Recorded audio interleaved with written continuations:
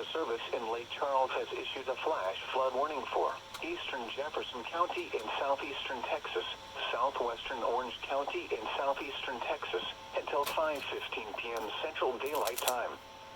At 2:03 p.m. Central Daylight Time, Doppler radar indicated thunderstorms producing heavy rain across the warned area.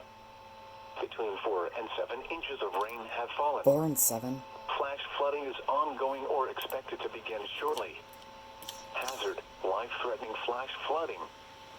Thunderstorms producing flash flooding. Source, Doppler radar.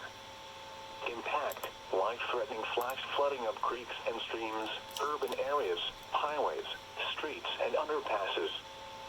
Some locations that will experience flash flooding include Beaumont, Port Arthur, Orange, Nederland, Groves, Port Neches, Vidor, Bridge City, Central Gardens, Sabine Pass, Rose City, Port Acres, Southeast Texas Regional Airport, La Belle and Sea Rim State Park. Turn around. Don't drown when encountering flooded roads.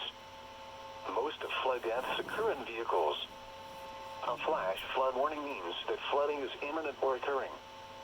If you are in the warned area, move to higher ground immediately.